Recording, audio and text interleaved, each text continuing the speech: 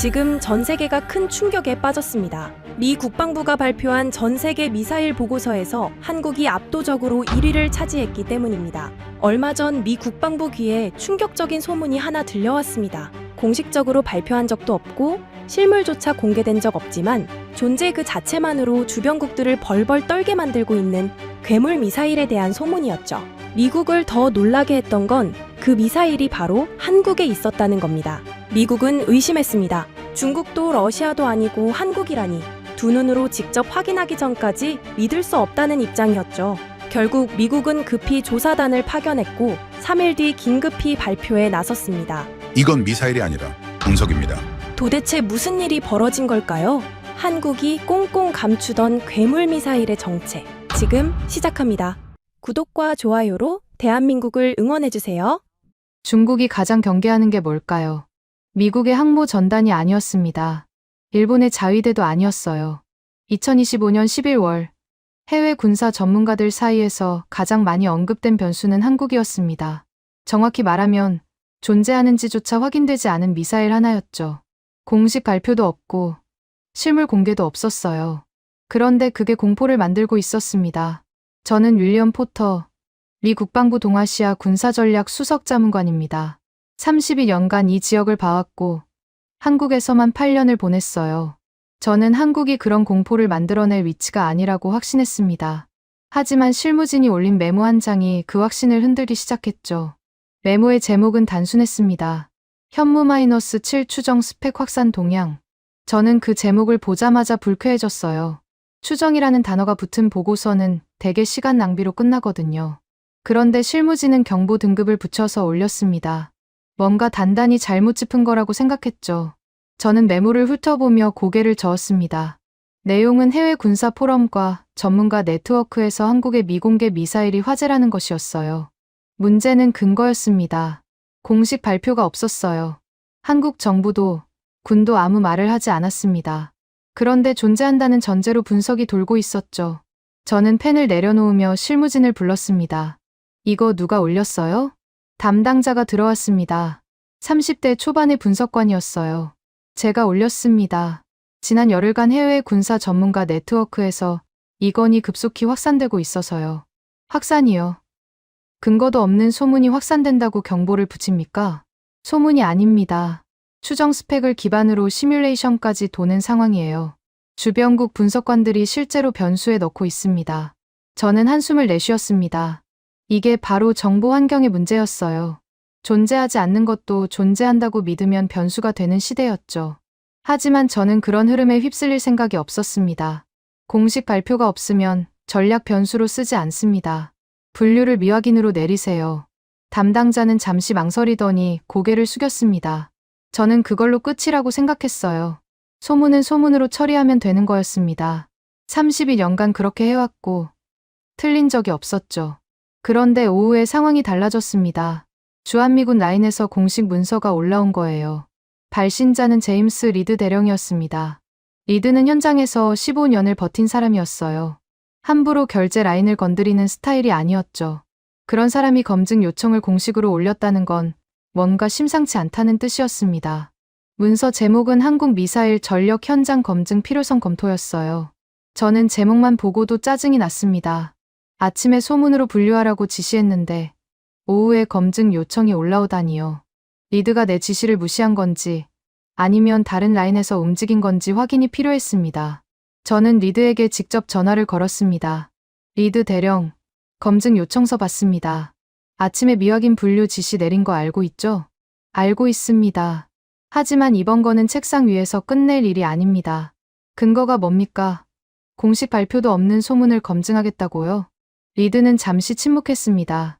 그리고 낮은 목소리로 말했어요. 장군님, 저는 15년간 이 현장에 있었습니다. 한국군이 뭘 보여주고 뭘 숨기는지 어느 정도는 압니다. 이번 거는 숨기는 게 아니에요. 안 보여주는 겁니다. 그 차이를 확인해야 합니다. 저는 그 말을 듣고도 납득이 안 됐습니다. 숨기는 것과 안 보여주는 것의 차이라니요. 말장난처럼 들렸어요. 하지만 리드는 진지했습니다. 현장에서 15년을 버틴 사람이 말장난을 할 리가 없었죠. 그래서 뭘 원하는 겁니까? 현장 점검입니다. 직접 가서 확인해야 합니다. 책상 위 판단은 위험해요. 저는 전화를 끊고 한참을 생각했습니다. 리드의 요청을 받아들이면 내가 아침에 내린 지시를 스스로 뒤집는 꼴이 됐어요. 그건 체면의 문제이기도 했지만 더 큰 문제는 책임이었습니다. 검증을 승인하면 결과에 대한 책임도 제 서명에 붙었죠. 그때 리처드 베넷에게서 연락이 왔습니다. 베넷은 국방부 예산전력조정 실장급이었어요. 보고서 문구 하나에도 민감하게 반응하는 사람이었죠. 포터, 한국 관련 보고서 표현이 자꾸 커지고 있어요. 이거 누르지 않으면 동맹 관리가 흔들립니다. 무슨 표현이요? 일부 라인에서 통제 불가능이라는 문구를 쓰려고 해요. 한국 미사일을 두고 그런 표현을 쓰면 어떻게 되겠습니까? 일본 측에서 난리가 날 겁니다. 베넷의 말도 일리가 있었습니다. 동맹 관계는 문구 하나로 균열이 생기기도 하니까요. 저는 베넷 쪽이 현실적이라고 생각했어요. 소문을 키우는 것보다 눌러두는 게 관리 차원에서 맞았습니다. 알겠습니다. 표현은 제가 조정하죠. 전화를 끊고 나서 저는 내부 메모를 작성하기 시작했습니다. 제목은 한국전력평가 기준 유지였어요. 핵심 내용은 간단했습니다. 한국은 여전히 보조 전력으로 분류하고 미확인 정보는 전략 변수에서 제외한다. 저는 그 문장을 쓰면서 확신에 차 있었어요. 80년대에 제가 본 한국은 우리 지원 없이는 서 있기 어려운 나라였습니다. 30년이 지났다고 그게 근본적으로 바뀌었을 리 없었죠. 하지만 저녁이 되자 상황이 또 바뀌었습니다. 실무 라인에서 추가 분석이 올라온 거예요. 제목이 눈에 걸렸습니다. 비공개 전력의 억제 효과, 공개 부재가 만드는 공포 심리 분석. 저는 그 분석을 읽으면서 불편해졌습니다. 내용은 단순했어요. 공개하지 않은 전력이 오히려 더 큰 공포를 만든다는 논리였죠. 존재가 확인되면 대응책을 세울 수 있지만 존재가 불확실하면 최악을 가정할 수밖에 없다는 거였습니다. 그래서 주변국이 한국의 유령 미사일을 실제보다 더 크게 보고 있다는 결론이었어요. 저는 그 논리를 인정하고 싶지 않았습니다. 소문이 공포를 만든다는 건 정보 실패의 증거였어요. 우리가 제대로 파악하지 못하고 있다는 뜻이었죠. 그걸 인정하면 제 판단도 흔들리는 거였습니다. 그런데 분석 마지막에 붙은 문장이 저를 멈추게 했어요. 현재 해외 군사 전문가 네트워크에서 현무-7 관련 언급 빈도는 지난 한 달간 400% 증가했다. 400%라는 숫자가 눈에 박혔습니다. 소문이 소문으로 끝나지 않고 있다는 증거였죠. 저는 책상 앞에 앉아 한참을 생각했습니다. 아침에는 소문으로 분류하라고 지시했고, 오후에는 리드의 검증 요청을 받았고, 저녁에는 실무 라인의 추가 분석이 올라왔어요. 하루 사이에 이 사안이 제 책상 위에서 점점 커지고 있었습니다. 무시하면 리드가 계속 밀어붙일 거였고, 키우면 베넷이 반발할 거였죠. 결국 저는 결재를 보류하기로 했습니다. 소문 처리로 끝낼 것인지, 검증 과제로 올릴 것인지 아직 결정하지 않겠다는 뜻이었어요. 시간을 벌면서 상황을 더 지켜보는 게 안전했습니다. 하지만 그 선택이 또 다른 책임을 만든다는 건 알고 있었죠. 그날 밤 저는 집에 돌아와서도 그 메모를 생각했습니다. 한국이 유령 같은 미사일 하나로 주변국을 긴장시키고 있다니요. 80년대의 한국은 그런 나라가 아니었어요. 우리가 훈련시키고, 우리가 장비를 주고, 우리가 작전을 짜줘야 했던 나라였습니다. 30년이 지났다고 그게 완전히 달라졌을까요? 저는 그 의문을 품은 채 잠들었습니다. 하지만 다음날 아침, 리드에게서 또 연락이 왔어요. 검증 요청서에 추가 근거를 붙여서 다시 올렸다는 내용이었죠. 저는 그때 깨달았습니다.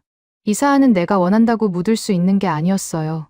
누군가는 결정해야 했고, 그 결정에 서명할 사람은 결국 저였습니다. 다음 날 아침, 내부 공유망에 익숙한 이름이 떴습니다. 마이클 해리스였어요. 군사 논평가로 유명한 사람이었죠. 그의 칼럼이 펜타곤 실무진 사이에서 돌고 있었습니다. 제목은 한국 미사일 과장론, 냉정한 시각이 필요하다였어요. 저는 그 칼럼을 읽으며 고개를 끄덕였습니다. 해리스의 논지는 명확했어요. 공식 발표도 없고 실물 공개도 없는 미사일을 두고 공포를 조장하는 건 비이성적이라는 거였죠. 추정 스펙이라는 건 결국 추측일 뿐이고 추측으로 전략을 짜면 안 된다는 주장이었습니다. 저도 같은 생각이었어요. 해리스가 대신 말해준 것 같아서 속이 후련했습니다. 그런데 오전 회의에서 분위기가 이상하게 흘러갔습니다. 일부 실무 라인에서 해리스의 칼럼에 반발하고 있었어요. 그들은 과장이 아니라 과소평가가 문제라고 주장했습니다. 심지어 보고서 초안에 통제 불가능이라는 표현까지 넣으려 했어요. 한국의 미사일 전력이 우리 통제 범위를 벗어나고 있다는 뜻이었죠. 저는 그 표현을 보자마자 반대했습니다. 동맹국 전력을 두고 통제 불가능이라는 문구를 쓰면 어떤 메시지가 되겠습니까? 한국을 위협으로 규정하는 것과 다를 바 없었어요. 저는 그 자리에서 표현 수정을 지시했습니다. 점심때 베넷에게서 연락이 왔어요. 그는 내 지시를 이미 알고 있었습니다. 포터, 잘했어요. 그 표현 그대로 나갔으면 일본 측에서 난리 났을 겁니다. 당연한 거 아닙니까? 동맹 전력을 두고 통제 불가능이라니요. 그런데 문제가 있어요.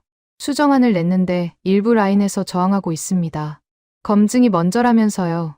베넷의 목소리에 짜증이 묻어 있었습니다. 저도 마찬가지였어요. 같은 자료를 두고 왜 이렇게 의견이 갈리는지 이해가 안 됐죠. 소문은 소문으로 처리하면 되는 건데 자꾸 키우려는 사람들이 있었습니다. 오후에 리드가 또 문서를 올렸습니다. 이번에는 현장 검증 필요, 근거 보완이라는 제목이었어요. 저는 그 문서를 보면서 한숨이 나왔습니다. 리드는 포기할 생각이 없었어요. 검증 요청을 계속 밀어붙이고 있었죠. 문서 내용은 구체적이었습니다. 한국 측이 공개하지 않는 전력의 범위, 해외에서 추정되는 스펙의 근거, 그리고 주변국 반응의 변화까지 정리돼 있었어요. 마지막에는 이렇게 적혀 있었습니다. 책상 위 판단으로는 진위를 확인할 수 없음. 현장 점검이 유일한 검증 수단임. 저는 리드에게 전화를 걸었습니다. 더 이상 문서로 주고받을 문제가 아니었어요. 리드 대령, 검증 근거 문서 받습니다. 대체 뭘 확인하고 싶은 겁니까? 있는지 없는지 확인해야 합니다. 지금 상태로는 판단이 안 돼요. 해리스 칼럼 봤죠? 과장일 가능성이 높다고 했잖습니까? 해리스는 현장에 가본 적이 없습니다. 책상 위에서 쓴 글이에요. 리드의 목소리는 단호했습니다. 저는 그 단호함이 불편했어요. 마치 제가 틀렸다고 말하는 것 같았거든요. 그래서 내가 직접 가야 한다는 겁니까? 네, 장군님이 직접 확인하셔야 합니다. 서명은 장군님이 하시잖아요. 저는 전화를 끊고 한참을 생각했습니다. 리드의 말이 맞았어요. 결국 보고서에 서명하는 건 저였습니다. 검증하든 안 하든 책임은 제 이름에 붙었죠. 그런데 검증하러 한국에 간다는 건 내가 아침에 내린 지시를 스스로 뒤집는 꼴이었습니다. 저녁 때 프랭크 도슨에게서 연락이 왔습니다. 도슨은 방산업계와 의회를 연결하는 로비스트였어요. 예산과 산업 논리에 밝은 사람이었죠. 포터, 한국 건 조심해야 합니다. 동맹 재평가가 시작되면 예산판이 흔들려요. 무슨 뜻입니까? 한국을 핵심 축으로 올리면 우리 방산 라인이 타격받습니다. 지금 의회에서 아시아 예산 구조 논의가 한창인데 한국 비중이 커지면 다른 데서 깎여야 해요. 도슨의 말은 노골적이었습니다. 한국 평가를 키우면 미국 내부의 이해관계가 흔들린다는 경고였죠. 저는 그 말을 듣고 더 복잡해졌어요. 이 사안이 단순한 정보 판단이 아니라는 걸 알았습니다. 문구 하나에 예산과 산업과 정치가 엮여 있었죠. 다음 날 아침, 일본 측에서 의견서가 왔습니다. 발신자는 다나카 겐지, 방위성 실무 고위 관료였어요. 내용은 간단했습니다. 미일 중심의 동아시아 틀을 유지해야 하며 한국 변수 확대는 신중해야 한다는 주장이었죠. 저는 그 의견서를 읽으면서 체면이 자극됐습니다. 일본이 한국 비중 확대를 견제하고 있다는 건 알고 있었어요. 하지만 이렇게 공식 문서로 선을 긋는 건 압박이었습니다. 미국 내부 논의에 일본이 끼어드는 꼴이었죠. 그런데 묘하게도 다나카의 의견서가 제 생각을 정리해줬습니다. 일본이 견제한다는 건 한국 변수가 실제로 커지고 있다는 뜻이었어요. 만약 소문에 불과하다면 일본이 이렇게 반응할 이유가 없었죠. 저는 그제야 이 사안의 무게를 다시 느꼈습니다. 오전 회의에서 저는 결제 방향을 바꿨습니다. 문구 싸움을 계속하는 건 시간 낭비였어요. 진짜 문제는 사실 확인이었습니다. 해리스가 맞는지, 리드가 맞는지 직접 가서 봐야 했죠. 검증 출장을 승인합니다. 제가 직접 한국에 가겠습니다. 회의실이 조용해졌습니다.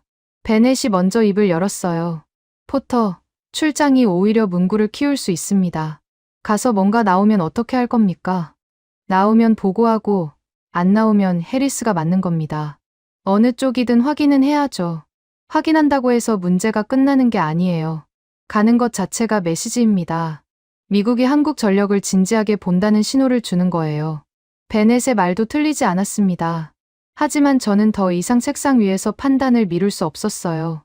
리드가 계속 밀어붙이고 일본이 견제하고 도슨이 경고하는 상황에서 결정을 안 하는 건 또 다른 책임 회피였습니다. 베넷, 내 체면이 문제가 아닙니다. 내 서명이 책임이에요.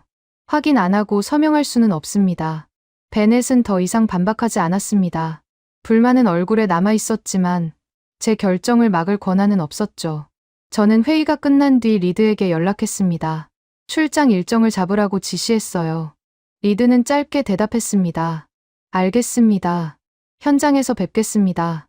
전화를 끊고 나서 저는 창밖을 바라봤습니다. 한국에 가는 건 30년 만이었어요. 80년대의 한국은 우리 지원 없이는 서 있기 어려운 나라였습니다. 30년이 지난 지금 그 나라가 유령 같은 미사일로 주변국을 긴장시키고 있다니요. 직접 가서 확인하기 전까지는 믿을 수 없었습니다. 하지만 한 가지는 확실했어요. 이 출장의 결과가 어떻게 나오든 책임은 제 서명에 붙는다는 것이었죠. 저는 그 무게를 안고 한국행을 준비하기 시작했습니다. 인천공항에 내리자마자 리드가 기다리고 있었습니다. 악수를 나누기도 전에 서류 봉투를 내밀었어요. 검증 질문 리스트였죠. 저는 봉투를 받으며 속으로 한숨을 쉬었습니다. 리드는 이미 모든 걸 준비해둔 상태였어요. 질문 순서, 확인 항목, 기록 방식까지 문서로 정리돼 있었죠. 마치 제가 빠져나갈 틈을 주지 않겠다는 듯했습니다. 저는 그 문서가 나를 올가매는 느낌을 받았어요. 리드 대령, 이건 내가 정할 문제 아닙니까? 질문 리스트를 왜 미리 만들어요? 절차입니다. 검증 출장에는 표준화된 질문이 필요해요. 나중에 보고서 쓸 때 근거가 되거든요. 리드의 대답은 틀리지 않았습니다. 하지만 저는 불쾌했어요. 내가 검증하러 온 건데 질문까지 남이 정해놓으면 제 역할이 뭐가 되는 겁니까? 저는 봉투를 가방에 넣으며 아무 말도 하지 않았습니다.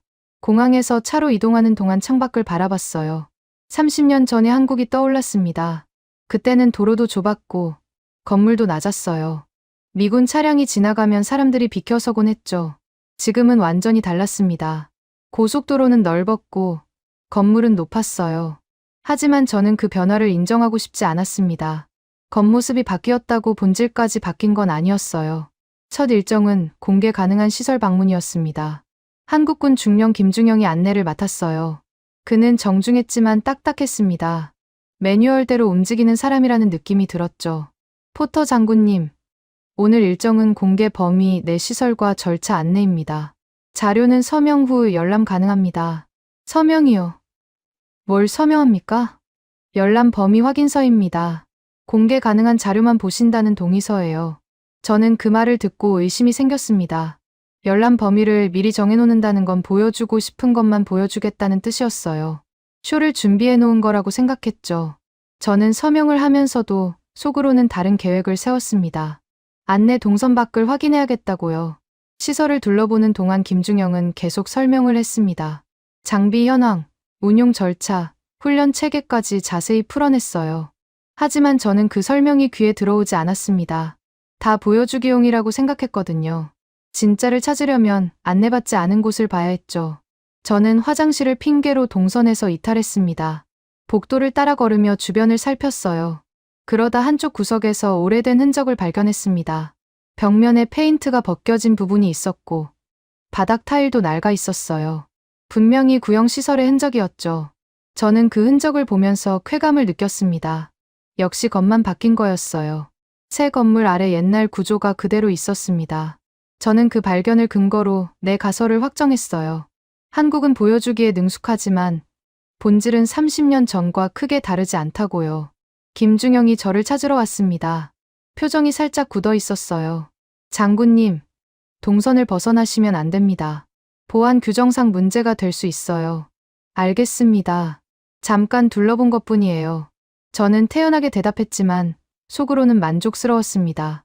내가 찾고 싶었던 걸 찾았으니까요. 김중영이 불편해하는 것도 증거였어요.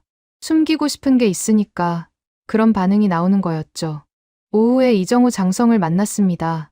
한국군 고위 장성으로 전략 운용 라인을 책임지는 사람이었어요. 그는 짧은 인사 후에 바로 본론으로 들어갔습니다. 포터 장군님, 내일 비공개 브리핑이 예정돼 있습니다. 오늘은 공개 범위까지만 안내드렸고, 내일은 다른 수준의 자료를 보시게 됩니다. 다른 수준이요? 구체적으로 뭘 볼 수 있습니까? 공유 범위는 문서로 정해져 있습니다. 그 범위 안에서 설명드릴 예정이에요. 저는 그 대답에 반발심이 생겼습니다. 또 범위를 제한한다는 거였어요. 아침에 김중영이 서명을 받더니 이번엔 이정호가 문서로 범위를 정한다고 했죠. 뭘 그렇게 숨기려는 건지 의심이 커졌습니다. 범위를 제한하면 검증이 안 됩니다. 우리가 온 목적을 아시잖습니까? 검증은 범위 안에서도 가능합니다. 범위 밖은 양국 협의가 필요한 사안이에요. 이정호의 목소리는 차분했지만 단호했습니다. 저는 더 밀어붙이고 싶었지만 그의 태도에서 협상의 여지가 없다는 걸 느꼈어요. 불만은 있었지만 일단 물러서기로 했죠. 그때 다른 사람이 회의실에 들어왔습니다. 국방부 실무관 박성호였어요. 그는 인사만 간단히 하고 자리에 앉았습니다. 표정이 없었어요. 무슨 생각을 하는지 전혀 읽히지 않았죠. 포터 장군님, 내일 브리핑에서 질문과 답변은 모두 기록됩니다. 기록 방식과 책임선을 미리 확인하려고 합니다. 기록이요? 뭘 기록합니까? 장군님이 하시는 질문, 우리 측의 답변, 그리고 그 답변의 범위입니다. 나중에 양측이 참고할 수 있도록 회의록으로 남깁니다. 저는 그 말을 듣고 불편해졌습니다. 내 질문까지 기록한다는 건 내가 무슨 말을 했는지 증거로 남긴다는 뜻이었어요. 마치 나를 감시하는 것 같았죠. 박성호는 그 설명을 끝내고 바로 일어났습니다. 더 이상 할 말이 없다는 듯이요. 그럼 내일 브리핑에서 뵙겠습니다. 박성호는 그렇게 말하고 나갔습니다. 저는 그의 뒷모습을 보면서 묘한 기분이 들었어요. 저 사람은 뭘 하려는 걸까요? 기록과 책임선만 확인하고 떠나다니 의도를 알 수 없었습니다. 그 무표정이 오히려 더 불편하게 만들었어요. 저녁에 숙소로 돌아와서 저는 노트북을 열었습니다. 워싱턴에 중간 보고를 보내려고 했어요. 오늘 본 것들을 정리해서 과장 가능성이 높다는 임시 메모를 작성할 생각이었죠. 구형시설 흔적을 발견한 것, 공유 범위를 계속 제한하는 것, 보여주기 쇼를 준비해 놓은 것처럼 느껴진다는 내용이었습니다. 그런데 리드가 방으로 찾아왔어요. 제가 뭘 하려는지 알고 있는 눈치였습니다. 장군님, 혹시 워싱턴에 보고하시려는 겁니까? 그게 왜요? 내 판단을 보고하는 건 당연한 거 아닙니까? 검증 전 중간 보고는 절차상 위험합니다. 내일 비공개 브리핑이 있잖아요. 거기서 뭐가 나올지 모르는데 오늘 판단을 보내면 나중에 번복해야 할 수도 있습니다. 번복이요? 나는 내가 본 걸 보고하는 거예요. 본 게 바뀔 리가 없잖습니까? 오늘 보신 건 공개 범위입니다. 내일은 다른 범위를 보시게 돼요. 두 가지를 합쳐서 보고하시는 게 정확합니다. 리드의 말은 논리적이었습니다. 하지만 저는 화가 났어요. 내가 보고하려는 걸 막는 것 같았거든요. 마치 내 판단을 믿지 못하겠다는 뜻으로 들렸죠. 리드 대령, 나는 32년간 이 일을 해왔습니다. 중간 보고를 언제 보낼지는 내가 정해요. 알겠습니다. 하지만 절차는 절차입니다. 중간 보고를 보내시면 그 내용도 기록에 남습니다. 나중에 브리핑 결과와 충돌하면 장군님 책임이 됩니다. 저는 그 말에 손이 멈췄습니다. 책임이라는 단어가 걸렸어요. 리드가 맞았습니다. 지금 보내는 메모는 나중에 증거가 됐죠. 만약 내일 브리핑에서 다른 결과가 나오면 오늘 메모와 모순이 생기는 거였어요. 그건 제 판단력에 문제가 있다는 증거로 남을 수 있었습니다. 저는 노트북을 닫았습니다. 분노가 치밀었지만 억눌렀어요. 리드에게 지고 싶지 않았지만 절차라는 틀 안에서는 반박할 근거가 없었죠. 알겠습니다. 내일까지 기다리죠. 리드는 고개를 숙이고 나갔습니다. 저는 혼자 남아서 창밖을 바라봤어요. 확신을 지키려고 왔는데 오히려 검증이라는 틀에 갇혀버린 느낌이었습니다. 내가 원하는 결론을 내리려면 내일 브리핑을 통과해야 했죠. 그런데 그 브리핑의 규칙은 한국 측이 정하고 있었습니다. 저는 그날 밤 잠들지 못했습니다. 30년 전에 한국이 자꾸 떠올랐어요. 그때는 내가 가르치는 입장이었습니다. 지금은 내가 검증받는 입장이 된 것 같았죠. 그 역전이 불편했습니다. 하지만 인정할 수는 없었어요. 아직 결론은 내리지 않았으니까요. 다음 날 아침, 저는 박성호를 정식으로 다시 만났습니다. 어제는 기록 방식만 확인하고 떠났던 사람이었죠. 오늘은 회의실 한가운데 앉아 있었어요. 표정은 여전히 읽히지 않았습니다. 박성호는 인사 대신 서류 봉투를 꺼냈습니다. 저는 또 서류인가 싶어서 한숨이 나왔어요. 한국 측은 뭘 해도 문서부터 내미는 것 같았죠. 하지만 이번 문서는 달랐습니다. 제목이 눈에 들어왔어요. 공유 범위 서명 라인 책임선 정의서. 저는 그 제목을 보고 당황했습니다. 어제까지 저는 한국이 숨기려고만 한다고 생각했어요. 그런데 이 문서는 뭘 숨기는지가 아니라 뭘 공유하고 누가 책임지는지를 정리한 거였죠. 공격하려고 준비한 질문이 갑자기 어긋난 느낌이었습니다. 이게 뭡니까? 오늘 브리핑에서 다룰 범위와 책임선입니다. 장군님이 질문하시기 전에 먼저 드리는 게 맞다고 판단했습니다. 박성호의 목소리는 낮고 차분했어요. 설명하려는 게 아니라 사실을 전달하는 톤이었죠. 저는 문서를 펼치며 속으로 반박할 지점을 찾았습니다. 하지만 내용이 예상과 달랐어요. 문서에는 공유 등급이 3단계로 나뉘어 있었습니다. 각 등급마다 열람 가능한 대상, 서명 권한자, 그리고 유출 시 책임 라인이 명시돼 있었어요. 저는 그걸 읽으면서 묘한 기분이 들었습니다. 숨기려는 게 아니라 숨기는 방식까지 규칙으로 만들어 놓은 거였죠. 저는 공격적으로 나가기로 했습니다. 문서가 그럴듯해 보여도 핵심 질문에는 답하지 못할 거라고 생각했어요. 좋습니다. 그럼 제가 묻겠습니다. 왜 공개하지 않습니까? 현무 -7이라는 게 있다면 왜 발표를 안 합니까? 박성호는 제 질문을 듣고 잠시 멈췄습니다. 하지만 당황한 게 아니었어요. 뭔가를 정리하는 듯한 침묵이었죠. 그리고 천천히 입을 열었습니다. 기밀이라서 못 보여드린다고 말씀드리면 납득이 안 되실 겁니다. 그래서 다른 방식으로 설명드리겠습니다. 저는 그 말에 살짝 놀랐습니다. 기밀이라는 한마디로 끝낼 줄 알았거든요. 그런데 박성우는 다른 길을 택했어요. 공개하지 않는 이유는 2가지입니다. 첫째, 공개하면 동맹국에 부담이 됩니다. 한국이 이 정도 전력을 가졌다는 게 알려지면 미국 내부에서 역할 분담 논의가 시작돼요. 그게 양국 모두에게 복잡한 상황을 만듭니다. 저는 그 말을 듣고 반박하려 했습니다. 하지만 박성호가 먼저 이었어요. 둘째, 공개하지 않는 것 자체가 억제입니다. 존재가 확인되면 상대는 대응책을 세워요. 하지만 존재가 불확실하면 최악을 가정할 수밖에 없죠. 그게 더 큰 억제 효과를 만듭니다. 저는 할 말을 잃었습니다. 그 논리는 제가 워싱턴에서 읽은 분석과 똑같았어요. 비공개 전력의 억제 효과, 공개 부재가 만드는 공포 심리, 실무 라인이 올린 그 분석을 박성호가 정확히 설명하고 있었죠. 박성호는 제 반응을 기다리지 않고 문서를 한 장 더 꺼냈습니다. 방금 제가 한 질문과 그에 대한 답변이 이미 적혀 있었어요. 저는 그걸 보고 충격을 받았습니다. 제 질문을 예상하고 답변을 미리 준비해둔 거였죠. 이건 뭡니까? 장군님 질문에 대한 답변 기록입니다. 이 내용은 회의록에 그대로 남습니다. 나중에 양측이 참고할 수 있도록요. 저는 그 순간 깨달았습니다.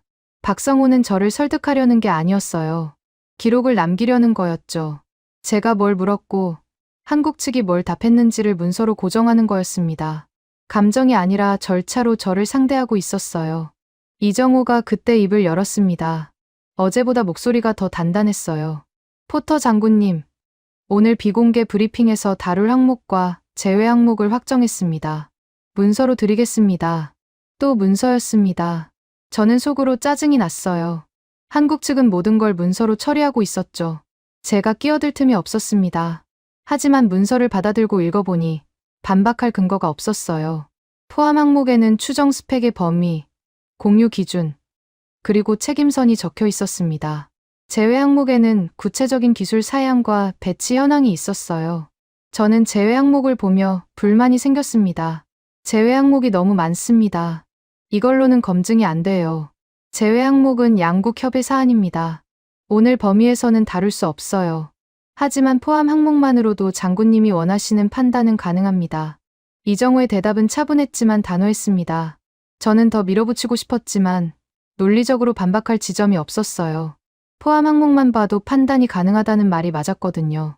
제가 원하는 건 과장인지 아닌지 확인하는 거였고 그 확인은 포함 항목 안에서도 할 수 있었습니다. 리드가 옆에서 문서를 하나 더 꺼냈습니다. 검증 원칙 재확인서라는 제목이었어요. 장군님, 이 문서를 결제 라인에 올렸습니다. 오늘 브리핑 결과는 기록으로 남고 그 기록을 바탕으로 최종 보고서가 작성됩니다. 감이 아니라 기록으로 판단하는 겁니다. 저는 그 말에 압박을 느꼈습니다. 리드는 처음부터 이걸 노린 거였어요. 제가 감으로 판단하지 못하게 절차를 깔아놓은 거죠. 화가 났지만 인정할 수밖에 없었습니다. 리드가 맞았어요. 서명은 제가 하는 거니까. 근거도 제가 만들어야 했죠. 그때 휴대폰이 울렸습니다. 워싱턴에서 온 메시지였어요. 발신자는 베넷이었습니다. 내용은 짧았죠. 표현이 커지면 부담이 됩니다. 신중하게 처리하세요. 저는 그 메시지를 읽고 분노가 치밀었습니다. 베넷은 여기서 뭘 보고 있는지도 모르면서 경고를 보내고 있었어요. 책상 위에서 문구만 걱정하는 거였죠. 하지만 저는 지금 현장에서 문서를 마주하고 있었습니다. 해리스의 과장 프레임도, 베넷의 문구 축소 논리도, 이 문서들 앞에서는 힘을 잃고 있었어요. 저는 휴대폰을 내려놓고 박성우를 바라봤습니다. 그는 여전히 무표정이었어요. 하지만 이제 그 무표정이 다르게 보였습니다. 감정을 숨기는 게 아니라 감정이 필요 없는 거였죠. 기록과 절차만으로 충분했으니까요. 박성우 씨, 솔직히 말씀드리겠습니다. 저는 한국이 숨기는 건 분리해서라고 생각했어요. 보여줄 게 없으니까 안 보여주는 거라고요. 그렇게 생각하셨을 겁니다. 많은 분들이 그러세요. 그런데 이 문서들을 보니까 숨기는 게 아니라 관리하는 거더군요. 누가, 언제, 무엇까지 책임지는지가 다 정해져 있었어요. 박성우는 고개를 살짝 끄덕였습니다. 그게 전부였어요. 자랑하지도, 설명을 보태지도 않았죠. 저는 그 태도에서 묘한 존경심을 느꼈습니다. 말로 이기려 하지 않고 기록으로 남기는 사람이었어요. 저는 그날 오후 워싱턴에 보내려던 확신 메모를 폐기했습니다. 대신 검증 보고로 방향을 바꾸기로 했어요. 과장이라고 단정하는 게 아니라 확인한 것과 확인하지 못한 것을 분리해서 보고하는 거였죠. 그게 제 체면을 지키는 길은 아니었습니다. 하지만 제 서명을 지키는 길이었어요. 저는 숨김이 불리함이라는 내 도식이 무너지고 있다는 걸 인정할 수밖에 없었습니다. 한국은 숨기는 게 아니라 보여주는 방식을 설계하고 있었어요. 그 설계가 저보다 정교했죠. 저는 그 순간부터 한국을 평가하는 기준 자체를 바꾸기 시작했습니다. 비공개 브리핑은 내용보다 절차가 먼저였습니다. 건물에 들어서자마자 출입 확인이 시작됐어요. 신분증 대조, 전자기기 반납, 보안 서약서 서명까지 3단계를 거쳐야 했죠. 저는 펜타곤에서도 비슷한 절차를 경험했지만 여기는 뭔가 달랐습니다. 각 단계마다 담당자가 다르고 담당자마다 확인하는 항목이 분리돼 있었어요. 저는 그 과정을 거치면서 긴장이 됐습니다. 보여주기용 쇼라면 이렇게까지 할 필요가 없었거든요. 오히려 편하게 안내하면서 좋은 인상을 주려 했겠죠. 그런데 한국 측은 절차를 간소화하지 않았습니다. 규칙 그대로 적용하고 있었어요. 브리핑룸에 들어가자 이정호가 먼저 와 있었습니다. 그는 자리에서 일어나 인사를 했지만 악수는 하지 않았어요. 대신 문서 한 장을 내밀었죠. 오늘 브리핑의 기록 보존 규칙입니다. 열람하신 내용은 이 규칙에 따라 관리됩니다. 저는 또 문서인가 싶어서 한숨이 나왔습니다. 하지만 읽어보니 내용이 촘촘했어요. 열람 기록은 누가 언제 봤는지 남고 인용 시에는 출처와 범위를 명시해야 했습니다. 심지어 구두 인용도 사후 확인 대상이었죠. 저는 그 규칙을 읽으면서 묘한 압박을 느꼈습니다. 여기서 본 걸 함부로 말할 수 없게 만들어 놓은 거였어요. 박성호가 옆자리에 앉았습니다. 그는 노트북을 펴고 화면을 제 쪽으로 돌렸어요. 회의록 템플릿이 띄워져 있었습니다. 장군님이 하시는 질문과 우리 측 답변을 실시간으로 기록합니다. 브리핑이 끝나면 양측이 서명해요. 서명까지요. 내가 한 질문에 내가 서명한다는 겁니까? 네, 정확히 이런 질문을 했고 이런 답변을 받았다는 확인입니다. 나중에 분쟁이 생기면 이 기록이 기준이 됩니다. 저는 그 말에 불편해졌습니다. 분쟁이라니요. 아직 브리핑도 시작하지 않았는데 분쟁을 언급하는 게 이상했어요. 하지만 박성우는 태연했습니다. 그에게는 당연한 절차인 것 같았죠. 이정호가 브리핑을 시작했습니다. 첫 번째 항목은 공유 범위 재확인이었어요. 어제 문서로 받은 내용을 다시 설명하는 거였죠. 저는 그게 시간 낭비라고 생각했습니다. 이미 읽은 걸 왜 또 설명합니까? 이정호 장군, 이건 어제 받은 내용 아닙니까? 본론으로 넘어가죠. 절차상 구두 확인이 필요합니다. 문서로 받으셨더라도 브리핑에서 다시 확인해야 기록에 남아요. 저는 반박하려다 멈췄습니다. 기록이라는 단어가 또 나왔어요. 한국 측은 모든 걸 기록으로 남기려 했습니다. 제가 뭘 들었고 뭘 확인했는지를 증거로 만드는 거였죠. 저는 그 의도가 불편했지만 막을 방법이 없었습니다. 이정우의 설명 방식은 독특했습니다. 제가 질문하면 바로 답하지 않았어요. 대신 근거 문서를 먼저 언급하고 그 문서의 어느 조항에 해당하는지 설명한 뒤에야 답변을 덧붙였죠. 처음에는 답답했습니다.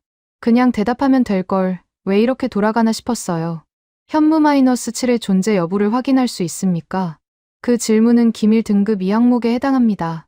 공유 범위 문서 3조 2항에 따르면 존재 여부 확인은 양국 협의 사안입니다. 오늘 브리핑에서는 추정 스펙의 범위와 그에 대한 우리 측 입장만 다룰 수 있어요.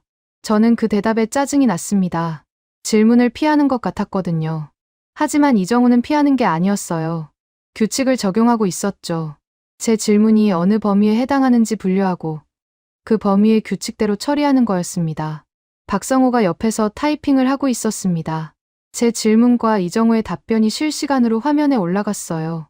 저는 그걸 보면서 압박을 느꼈습니다. 내가 뭘 물었는지가 그대로 기록되고 있었거든요. 나중에 이 기록이 누군가에게 넘어갈 수도 있었죠. 리드가 제 옆에 앉아 있었습니다. 저는 질문 순서를 바꾸려고 했어요. 원래 리스트에 없는 질문을 먼저 던지고 싶었죠. 그러면 한국 측이 당황할 거라고 생각했습니다. 이정우 장군, 질문 하나 추가해도 됩니까? 리스트에 없는 건데요. 리드가 먼저 끼어들었습니다. 제 손을 살짝 건드리며 낮은 목소리로 말했어요. 장군님, 질문 순서는 유지하셔야 합니다. 리스트 외 질문은 마지막에 별도로 다뤄요. 왜요? 내가 묻고 싶은 걸 묻는 게 뭐가 문제입니까? 검증의 객관성 때문입니다. 질문 순서를 바꾸면 의도가 개입된 걸로 보여요. 나중에 보고서 쓸 때 편향 논란이 생길 수 있습니다. 저는 화가 났습니다. 리드가 또 절차를 들이대고 있었어요. 하지만 그의 말이 틀리지 않았습니다. 검증이라는 이름을 달고 왔으니 검증의 규칙을 따라야 했죠. 제가 원하는 결론을 향해 질문을 조작하면 그건 검증이 아니라 연출이었습니다. 저는 결국 리스트 순서대로 질문을 이어갔습니다. 질문할수록 이상한 감정이 생겼어요. 제가 준비한 질문들은 대부분 과장을 전제로 한 거였습니다. 한국이 부풀렸을 거라는 가정 위에서 만든 질문이었죠. 그런데 이정우의 답변을 듣고 박성호의 기록을 보면서 그 전제가 흔들리고 있었습니다. 추정 스펙이 해외에서 퍼진 건 한국 측이 의도적으로 흘린 겁니까? 그 질문에 대한 답변입니다. 우리 측은 추정 스펙을 공식 발표한 적이 없습니다. 해외 확산은 외부 분석가들의 추론에 기반한 것이고 우리는 그에 대해 긍정도 부정도 하지 않았어요. 이 입장은 공유 범위 문서 4조에 명시돼 있습니다. 저는 그 답변을 듣고 할 말을 잃었습니다. 긍정도 부정도 하지 않았다. 그게 바로 억제였어요. 존재를 확인해주지 않으면서 부정하지도 않는 거였죠. 상대는 최악을 가정할 수밖에 없었습니다. 그때 휴대폰이 진동했습니다. 브리핑룸에서는 전자기기를 반납했으니 리드가 대신 받아둔 제 폰이었어요. 리드가 화면을 확인하고 저에게 보여줬습니다. 베넷이었어요. 표현 확대 금지. 이건 경고입니다. 저는 그 메시지를 보고 분노가 치밀었습니다. 베넷은 여기서 뭘 보고 있는지도 모르면서 또 경고를 보내고 있었어요. 책상 위에서 문구만 걱정하는 사람이 현장의 절차를 이해할 리가 없었죠. 저는 메시지를 무시하기로 했습니다. 브리핑이 끝나갈 때쯤 저는 결심했습니다. 중간 보고를 보내지 않기로요. 어제는 리드가 막아서 못 보냈지만 오늘은 제가 스스로 결정한 거였습니다. 여기서 본 건 아직 숫자가 아니었어요. 추정 스펙 문서는 내일 확인할 예정이었죠. 하지만 숫자 없이도 이미 충분히 압도당하고 있었습니다. 저는 아직 핵심 데이터를 받지 않았는데도 숨김이 이 정도로 체계화돼 있다는 사실에 놀랐습니다. 없어서 못 보여주는 게 아니라 필요해서 안 보여주는 거였어요. 그 차이가 이제야 체감됐죠. 리드가 처음에 했던 말이 떠올랐습니다. 숨기는 것과 안 보여주는 것은 다르다고요. 저는 그때 그 말을 말장난이라고 생각했습니다. 하지만 틀렸어요. 진짜 다른 거였죠. 브리핑이 끝나고 박성호가 회의록을 출력해서 내밀었습니다. 제 질문과 이정우의 답변이 빼곡히 적혀 있었어요. 마지막에는 서명란이 있었죠. 확인 후 서명해주세요. 저는 펜을 들고 잠시 멈췄습니다. 이 서명은 내가 이 내용을 확인했다는 증거였어요. 나중에 번복하기 어려운 기록이었죠. 하지만 거부할 이유가 없었습니다. 기록된 내용은 사실 그대로였으니까요. 저는 서명을 하고 펜을 내려놓았습니다. 그 순간 한 가지를 인정할 수밖에 없었어요. 저는 한국을 보조로만 보겠다고 했던 내 문장을 스스로 취소할 준비가 되고 있었습니다. 브리핑의 마지막 단계가 시작됐습니다. 이정호가 봉인된 봉투를 꺼냈어요. 겉면에는 추정 스펙 요약이라는 제목과 함께 열람 등급이 적혀 있었죠. 저는 그 봉투를 받아들면서 심장이 빨라지는 걸 느꼈습니다. 여기까지 오는데 며칠이 걸렸어요. 이제 드디어 숫자를 보게 되는 거였죠. 봉투를 열고 문서를 꺼냈습니다. 예상과 달랐어요. 화려한 그래프도, 긴 설명도 없었습니다. 단 2장짜리 문서였죠. 첫 장에는 항목별 수치가 표로 정리돼 있었고, 둘째 장에는 공유 범위와 인용 조건이 적혀 있었어요. 저는 첫 장의 표를 읽기 시작했습니다. 첫 번째 항목은 탄두 중량이었어요. 숫자가 눈에 박혔습니다. 9톤. 저는 그 숫자를 보고 잠시 멈췄어요. 9톤이라니요. 일반적인 탄도미사일 탄두가 500kg에서 1톤 사이인데 이건 그 9배였습니다. 오타가 아닌지 확인하려고 다시 봤어요. 오타가 아니었죠. 두 번째 항목은 속도였습니다. 마 10. 저는 그 숫자를 보고 숨을 멈췄어요.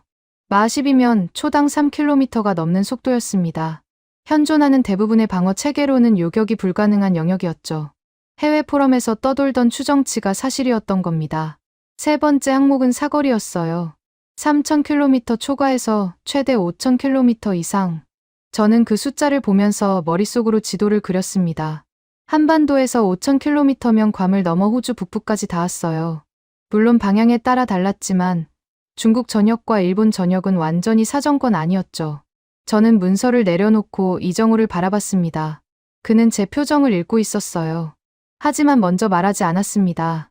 제가 질문하기를 기다리고 있었죠. 이 숫자들이 사실입니까? 추정 스펙입니다. 공식 확인된 수치가 아니에요. 하지만 우리 측이 부정하지 않는 범위 안에 있습니다.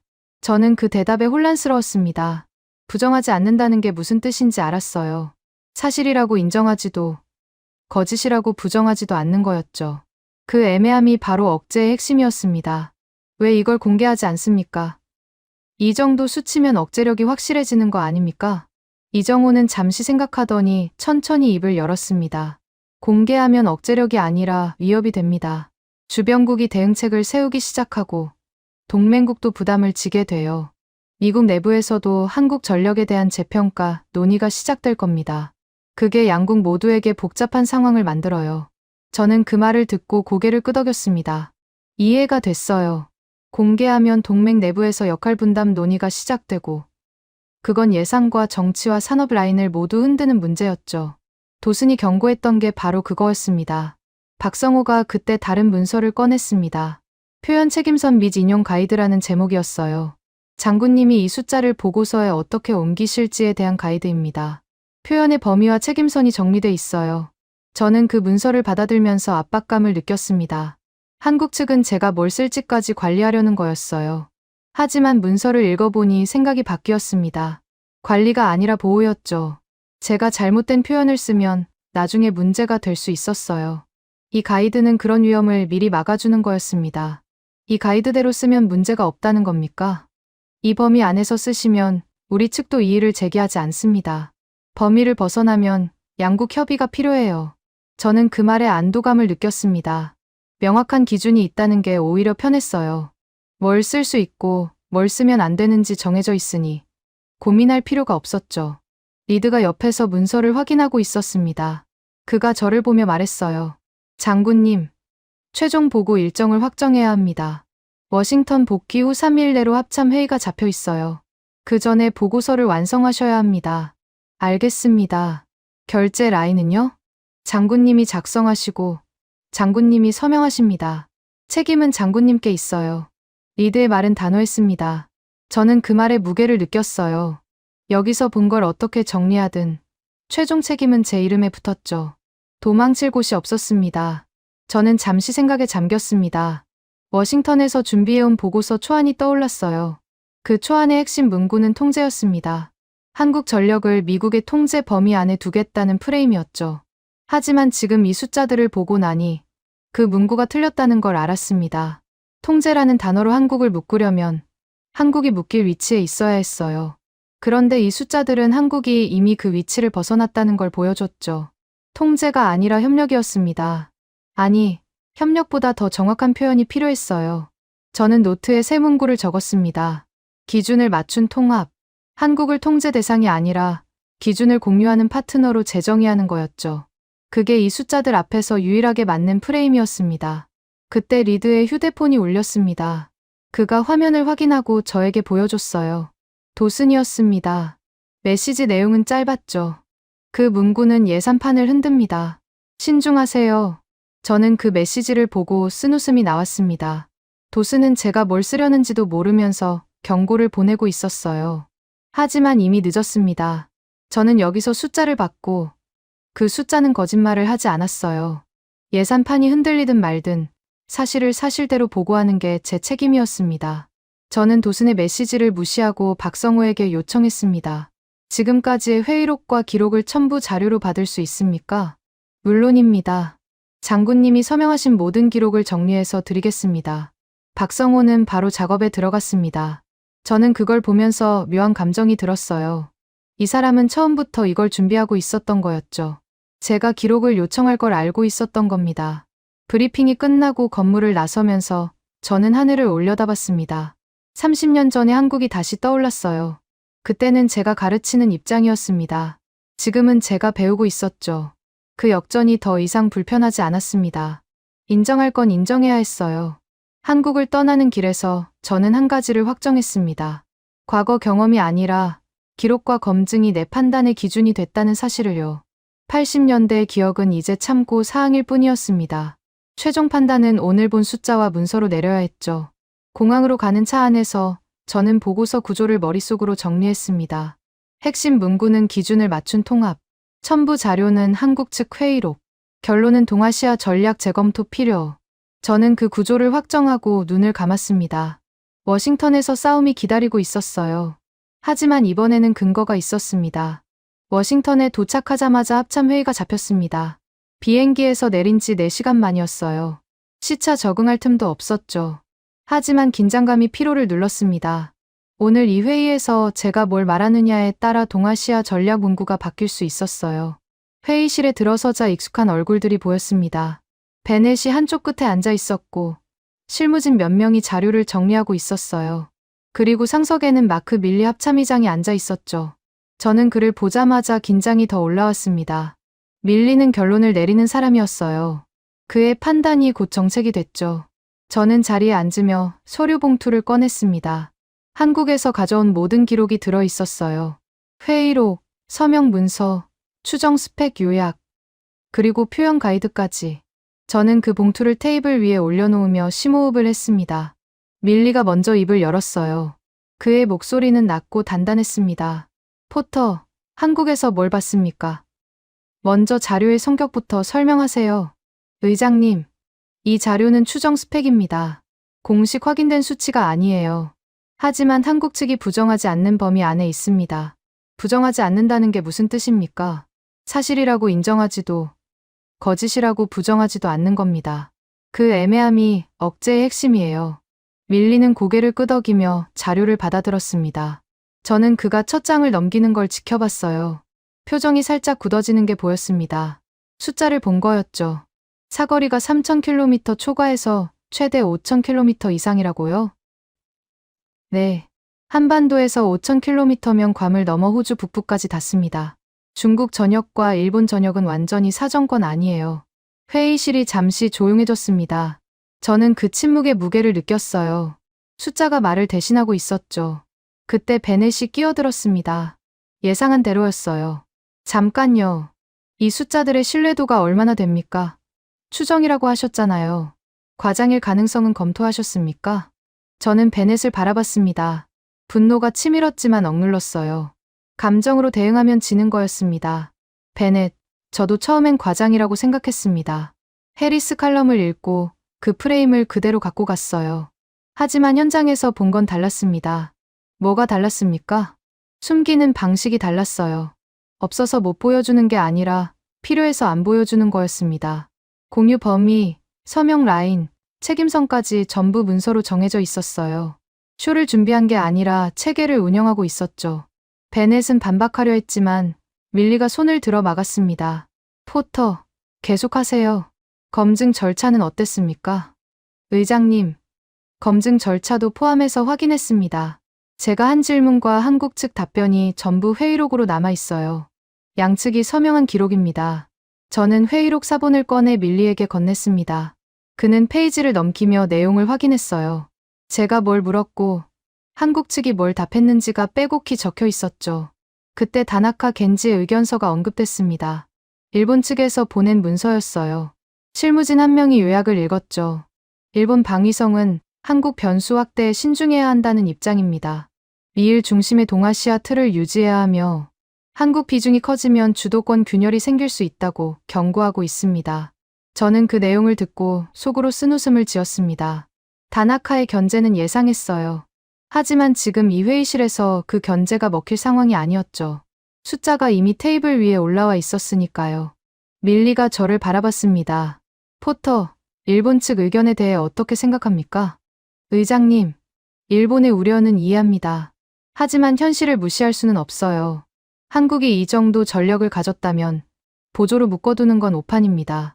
억제 설계에 어떻게 넣을지를 논의해야 합니다. 그게 당신의 결론입니까? 네. 제 보고서의 핵심 문구는 기준을 맞춘 통합입니다. 한국을 통제 대상이 아니라 기준을 공유하는 파트너로 재정의해야 합니다. 베넷이 다시 끼어들었어요. 목소리에 짜증이 묻어 있었습니다. 포터, 그 문구가 나가면 예산판이 흔들립니다. 의회에서 아시아 예산 구조 논의가 한창인데 한국 비중이 커지면 다른 데서 깎여야 해요. 베넷, 예산 문제는 알고 있습니다. 하지만 사실을 왜곡해서 예산을 지키는 건 제 역할이 아니에요. 저는 본 걸 보고하는 겁니다.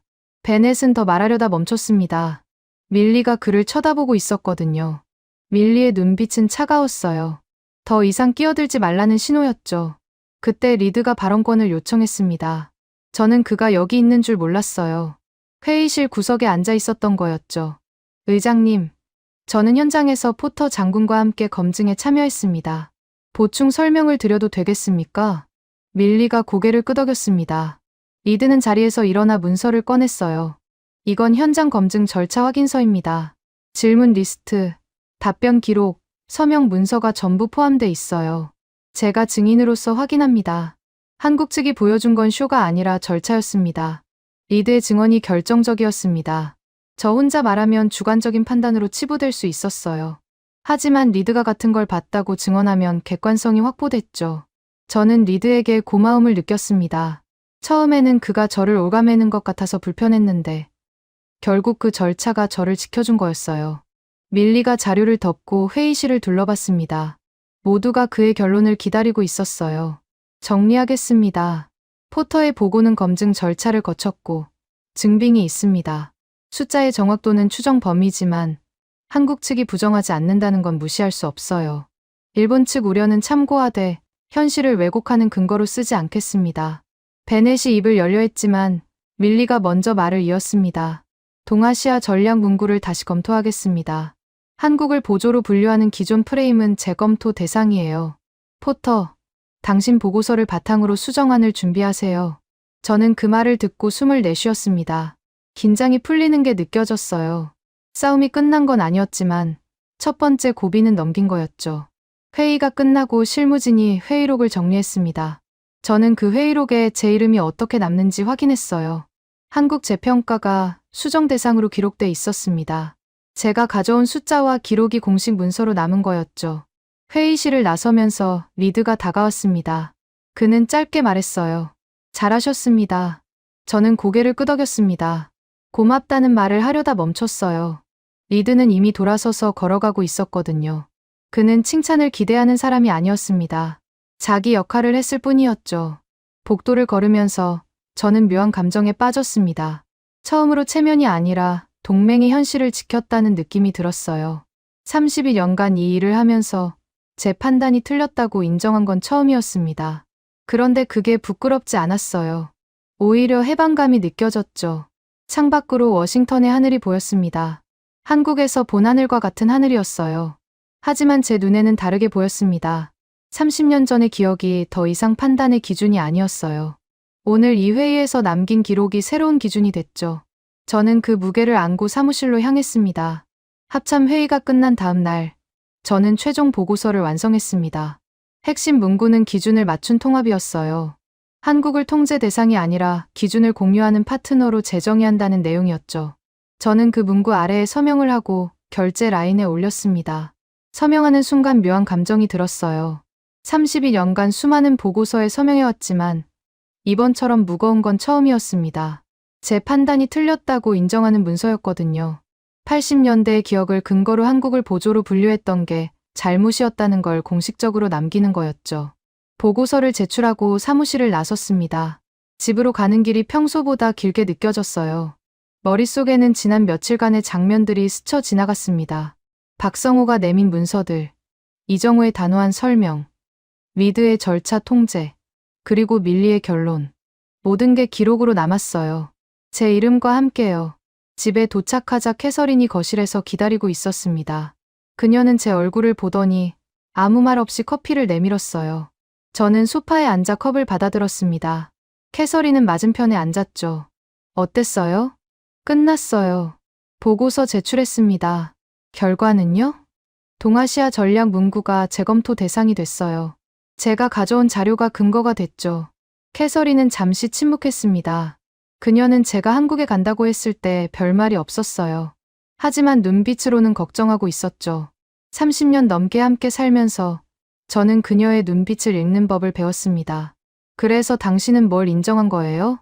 저는 그 질문에 멈췄습니다. 캐서린은 핵심을 찌르는 사람이었어요. 결과가 아니라 제가 뭘 인정했는지를 묻고 있었죠.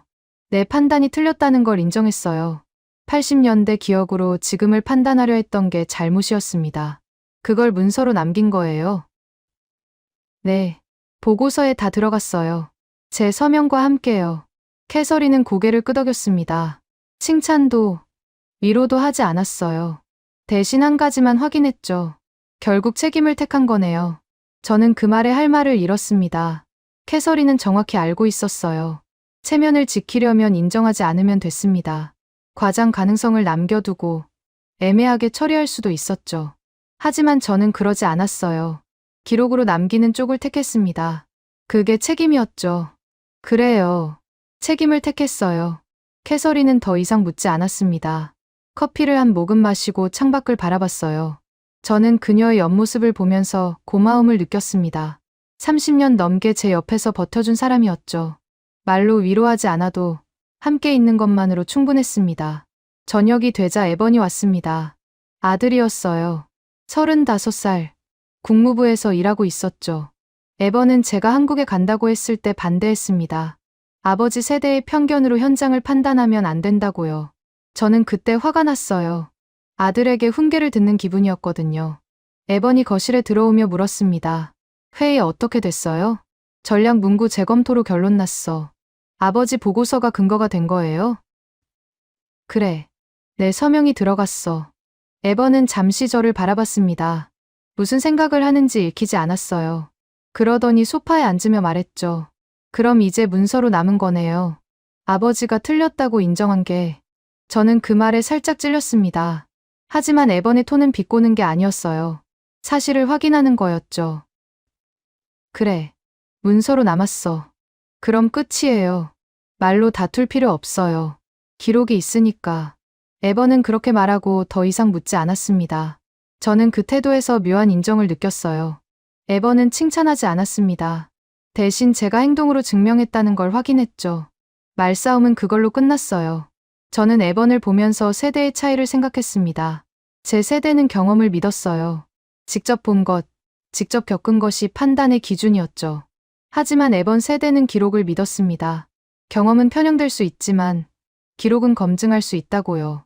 저는 그 차이를 인정해야 했어요. 에번이 맞았습니다. 다음 날 아침, 위드에게서 연락이 왔습니다. 후속 검증 자료 제출 일정과 범위를 공유하는 내용이었어요. 장군님, 한국 측에서 추가 자료를 보내왔습니다. 회의록 보존 확인서와 공유 범위 재확인 문서예요. 결제 라인에 올릴까요? 올리세요. 막을 이유 없습니다. 알겠습니다.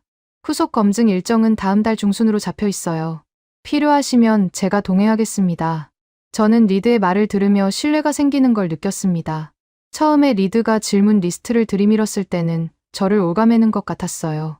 하지만 결국 그 절차가 저를 지켜줬죠. 리드는 처음부터 이걸 알고 있었던 거였습니다. 리드 대령, 고맙습니다. 현장에서 당신이 없었으면 힘들었을 거예요. 제 역할을 했을 뿐입니다. 장군님이 판단하시고 저는 절차를 지켰어요. 리드는 그렇게 말하고 전화를 끊었습니다. 칭찬을 받아도 담담한 사람이었어요. 저는 그 태도에서 박성우가 떠올랐습니다. 두 사람은 다른 나라 사람이었지만 어딘가 닮아 있었죠. 기록으로 남기고 말로 자랑하지 않는 사람들이었어요.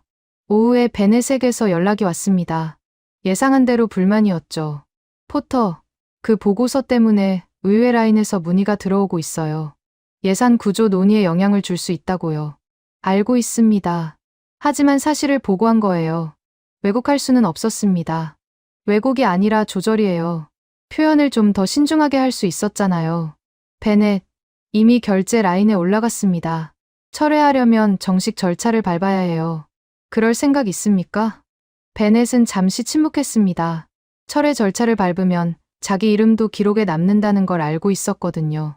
반대했다가 나중에 결과가 맞으면 책임을 져야 했죠. 아니요. 철회까지는 아닙니다. 하지만 불만은 남겨둘게요. 그러세요. 불만은 기록에 안 남으니까요. 저는 그렇게 말하고 전화를 끊었습니다. 냉정하게 들렸을 거예요. 하지만 더 이상 베넷의 눈치를 볼 필요가 없었습니다. 기록이 남았으니까요. 도슨에게서도 연락이 왔습니다. 메시지였어요. 내용은 짧았죠. 이번 거는 넘어가겠습니다. 하지만 다음에는 미리 상의해주세요. 저는 그 메시지를 보고 쓴웃음이 나왔습니다. 도슨은 영향력이 제한됐다는 걸 인정한 거였어요. 릴리의 결론이 나온 이상 로비로 뒤집을 수 있는 상황이 아니었죠. 저는 답장을 보내지 않았습니다. 침묵이 답이었어요. 저녁에 이메일이 하나 왔습니다. 발신자는 박성우였어요. 제목은 회의록 보존 및 공유 범위 재확인이었죠. 내용은 간단했습니다. 한국에서 진행된 브리핑의 모든 기록이 양측 합의대로 보존됐다는 확인이었어요. 첨부 파일에는 제가 서명한 문서들의 사본이 들어 있었습니다. 저는 그 이메일을 읽으면서 묘한 존경심을 느꼈습니다. 박성우는 끝까지 기록으로 마무리하는 사람이었어요. 감사 인사도 자랑도 없었죠. 기록이 남았다는 사실만으로 자신의 역할을 끝낸 거였습니다. 저는 답장을 보냈습니다. 확인했습니다. 감사합니다. 그게 전부였어요. 더 긴 말은 필요 없었습니다. 박성호도 그걸 알 거였죠. 밤이 되어 저는 서재에 앉았습니다. 창밖으로 워싱턴의 야경이 보였어요. 30여년간 이 도시에서 일해왔습니다. 수많은 보고서를 쓰고 수많은 회의에 들어갔죠. 하지만 오늘처럼 무거운 결론을 남긴 건 처음이었어요. 저는 한 가지를 확정했습니다. 동맹을 존중한다는 건 칭찬이 아니라는 것을요. 잘했다고 말해주는 게 존중이 아니었어요. 기준을 인정하고 책임을 나누는 게 존중이었습니다. 한국은 그걸 기록으로 보여줬어요. 저는 그 기록 앞에서 제 판단을 바꿨죠. 캐서린이 서재 문을 열고 들어왔습니다.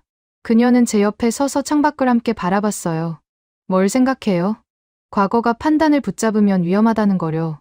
80년대 기억으로 지금을 재려고 했던 게 잘못이었어요. 그걸 인정하는데 30년이 걸린 거네요. 그래요. 늦었죠. 캐서린은 제 어깨에 손을 올렸습니다. 말없이요. 저는 그 손길에서 위로를 느꼈어요. 늦었지만 결국 인정했다는 게 중요했습니다. 기록으로 남겼으니까요. 저는 그날 밤 한 가지를 더 깨달았습니다. 사과는 말로 하는 게 아니라는 것을요. 기록을 바꾸는 행동으로 남기는 거였죠. 저는 한국에 사과한다고 말하지 않았습니다. 대신 보고서를 바꿨어요. 그게 제가 할 수 있는 전부였습니다. 창밖에 불빛들이 하나둘 꺼지고 있었습니다. 워싱턴의 밤은 조용했어요. 저는 그 조용함 속에서 새로운 시작을 느꼈습니다. 32년간의 확신이 무너졌지만 그 자리에 더 단단한 기준이 들어섰죠. 기록과 검증. 그게 이제부터 제 판단의 기준이었습니다. 선생님들 오늘 이야기 어떠셨어요? 저는 이 이야기를 준비하면서 여러 번 멈춰야 했습니다. 특히 한 장면에서요. 박성호라는 사람이 미국 장성 앞에서 아무 말 없이 문서만 내밀던 장면이었어요. 자랑도 안 했고 설명도 길게 안 했습니다. 그냥 기록을 내밀었어요. 누가 언제 무엇까지 책임지는지 다 정해져 있는 문서를요. 저는 그 장면에서 목이 메었습니다. 말로 이기려 하지 않고 기록으로 남기는 사람, 칭찬받으려 하지 않고 절차로 증명하는 사람, 그게 진짜 실력이잖아요. 화려한 말 한마디 없이 묵묵히 자기 역할을 하는 거요. 저는 그런 사람들이 대한민국을 만들었다고 믿습니다. 그리고 또 하나, 윌리엄 포터가 마지막에 했던 생각이 자꾸 맴돌았어요. 사과는 말로 하는 게 아니라 기록을 바꾸는 행동으로 남기는 거라고요. 32년간 확신했던 판단을 스스로 뒤집는 게 얼마나 어려운 일인지 아시잖아요. 그런데 그 사람은 해냈어요. 체면이 아니라 책임을 택했습니다. 저는 그 장면에서 진짜 용기가 뭔지 봤어요. 선생님들, 저는 이 이야기를 들려드리면서 한 가지 고백을 해야 할 것 같습니다. 저는 선생님들 세대가 아니에요. 독일 탄광에서 석탄 먼지를 마셔본 적도 없고 중동 사막에서 50도 햇볕 아래 철근을 들어본 적도 없습니다. 구로공단 야간 작업장에서 졸음을 참으며 재봉틀을 돌려본 적도 없어요. 저는 그 시절을 직접 겪지 못했습니다. 그래서 가끔 부끄러워요. 선생님들이 만들어 놓은 나라에서 편하게 살면서 그 고생을 말로만 전하는 게 맞는 건지 모르겠거든요. 하지만 이것 하나는 확실히 압니다. 오늘 이야기 속 박성호 같은 사람들이 어디서 나왔겠어요? 말없이 기록으로 증명하고 자랑하지 않고 절차로 남기는 그 힘이요. 그건 하늘에서 뚝 떨어진 게 아닙니다. 선생님들이 물려주신 거예요. 70년대 독일 병원에서 밤새 환자를 돌보던 간호사 선생님들, 중동 건설 현장에서 모래바람 맞으며 용접불꽃을 튀기던 아버지들, 새벽 4시에 일어나 시장에 나가시던 어머니들, 그분들이 말없이 버텨주셨기 때문에 지금 대한민국이 이렇게 된 거잖아요. 숫자 하나 공개하지 않아도 주변국이 긴장하는 나라, 문서 한 장으로 미국 고위장성의 판단을 바꾸는 나라, 그 어디서 왔겠어요? 선생님들 손에서 시작된 겁니다. 선생님들 혹시 이런 생각하시는 분 계세요? 나는 뭘 했나? 그냥 먹고 살려고 일만 했지. 남들처럼 대단한 것도 없고 자랑할 것도 없어. 이제 늙었고 쓸모도 없어진 것 같아. 그런 생각하시면 안 돼요. 선생님들 손 좀 보세요. 거칠잖아요. 굳은 살 박혀 있잖아요. 그게 뭔지 아세요? 훈장이에요. 대한민국이 드리는 훈장입니다. 얼굴에 주름 있으시잖아요. 그게 뭔지 아세요? 버텨온 시간이에요. 포기하지 않고 살아온 증거입니다. 선생님들은 영웅이에요. 뉴스에 안 나오고 상도 안 받고 아무도 알아주지 않았을 수 있어요. 하지만 저는 압니다. 선생님들이 없었으면 오늘 이야기도 없었어요. 박성호 같은 사람도, 이정호 같은 장군도, 그 모든 체계도 없었습니다. 선생님들이 땀 흘려 만들어주신 토대 위에 그 사람들이 선 거예요. 그러니까 제발 스스로 작게 보지 마세요. 선생님들은 대한민국의 기둥입니다. 선생님들, 저는 앞으로도 이런 이야기를 계속 찾아서 들려드릴게요. 저는 선생님들 친구가 되고 싶어요. 옆집에 사는 조카처럼 가끔 들러서 이야기 나누는 사람이요. 대단한 건 아니에요. 그냥 선생님들이 살아오신 시대가 얼마나 대단했는지 그걸 기억하고 전하는 역할이에요. 외로우실 때, 심심하실 때 가끔 이 채널 찾아주세요. 저 여기 있을게요. 선생님들 이야기 들을 준비 되어 있습니다. 선생님들, 요즘 날씨가 많이 춥죠? 1월인데 아직 한겨울이에요. 밖에 나가실 때 목도리 꼭 하세요. 장갑도 끼시고요. 손이 트면 아프잖아요. 따뜻한 국물 드세요. 된장찌개도 좋고 북엇국도 좋아요. 몸이 따뜻해야 마음도 따뜻해지거든요. 그리고 몸 어디 안 좋으시면 미루지 마시고 병원 가세요. 괜찮겠지 하고 버티시면 안 돼요. 선생님들 건강이 제일 중요합니다. 저한테도요. 선생님들 오늘 밤 주무시기 전에 거울 한번 보세요. 거기 서 계신 분이 누군지 아세요? 대한민국을 만든 사람이에요. 말없이 버텨온 사람이에요. 기록으로 증명할 필요도 없어요. 선생님들 존재 자체가 증거니까요. 그러니까 오늘 밤은 스스로에게 말해주세요. 수고했다고요. 잘 살아왔다고요. 선생님들 오늘 이야기가 마음에 드셨으면 좋겠어요. 구독이랑 좋아요 버튼 있잖아요. 눌러주시면 저한테 큰 힘이 됩니다. 돈 드는 거 아니에요. 그냥 버튼 하나 누르시는 거예요. 로그인이 복잡하시면 안 하셔도 돼요. 그냥 들어주시는 것만으로도 감사합니다. 댓글도 남겨주시면 좋겠어요. 독수리 타법이어도 괜찮아요. 오타, 나도 괜찮아요. 선생님들 목소리가 듣고 싶어요. 어떤 이야기가 좋으셨는지, 어떤 장면에서 마음이 움직이셨는지 알려주세요. 저 다 읽어요. 선생님들, 존경하고, 감사하고, 사랑합니다. 지금까지 대한민국의 감동을 전하는 감동 유나였습니다. 대한민국의 기적 같은 이야기 다음에 또 들려드릴게요. 좋은 하루 되세요.